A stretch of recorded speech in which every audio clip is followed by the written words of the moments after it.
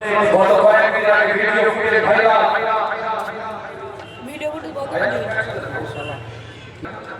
আল্লাহ পাক কবুল করেন সকলে বলেন আমিন জোরে বলেন আমিন আমার কথা কি বুঝতে পারছেন আমার কথা কি বোঝা যাচ্ছে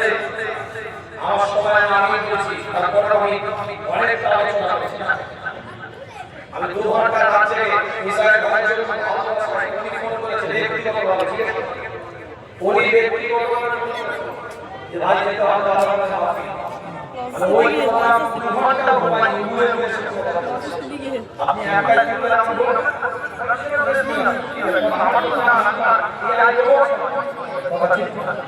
আমার আব্বা 4:30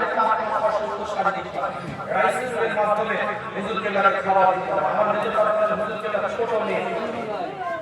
আমাদের বড় দাদা আল্লাহ হাসান বাবা মেরা